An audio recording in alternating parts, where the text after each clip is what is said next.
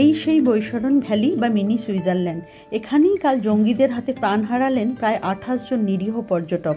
তাই প্রথমেই এই ঘটনার তীব্র নিন্দা করে মৃত পর্যটকদের আত্মার শান্তি কামনা করি। যারা এই হামলায় নিহত হলেন তাদের পরিবারের প্রতি আন্তরিক সমবেদনা জানানো ছাড়া আমাদের আর কী বা করার আছে। বসন্তের স্নিগ্ধতায় বরফ এবং ফুলে ভরা কাশ্মীর উপভোগ করেছিলাম কিছুদিন আগেই। আমরা যে কিছুদিন আগে কাশ্মীর গেছিলাম সেই ভিডিও আমরা ইউটিউব আর ফেসবুকে শেয়ার করছি আমার চ্যানেলের মাধ্যমে। সে তো তোমরা দেখেইছো। তার স্মৃতি এখনও আমাদের মনে জলজল করছে। এত সুন্দরভাবে কাশ্মীর ঘুরতে পেরেছিলাম ওখানকার মানুষদের সাহায্যে। কিন্তু কালকের এই নৃশংস ঘটনা আবারও প্রমাণ করে দিল ভূস্বর্গ এখন ভয়াবহ, ভয়ঙ্কর হয়ে উঠেছে। অনেকের মনেই প্রশ্ন, তাহলে কি আমরা পরবর্তীতে কাশ্মীর যেতে আর পারবো না?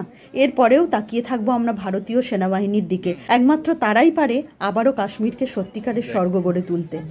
আর এই সেই বৈশরণ ভ্যালি, পেহেলগামের বৈশরণ ভ্যালিতেই কালকে হয়েছে ভয়ঙ্কর জঙ্গি হামলা।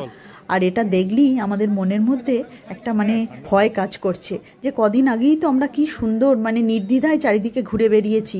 এত সুন্দর জায়গা, মনোমুগ্ধকর, ঘোড়ার পিঠে চেপে প্রায় 1.5 ঘন্টা ধরে পৌঁছেছিলাম এই ভ্যালিতে পেহেলগাম থেকে।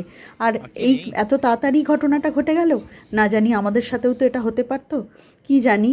আর এই যে এই দৃশ্যগুলো দেখছি, আর এখানে আমরা প্রায় অনেকক্ষণ সময়ই কাটিয়েছিলাম।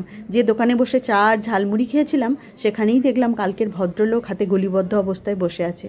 এরপরে আর বলার কী বা থাকতে পারে। কাশ্মীরের এত সুন্দর অভিজ্ঞতা নিয়ে সৌন্দর্য মনের মধ্যে গেঁথে আছে, তার মধ্যেই এই ভয়ঙ্কর পরিস্থিতি। আর কিছু ভাবার নেই, আর কিছু ভাবতে পারছি না।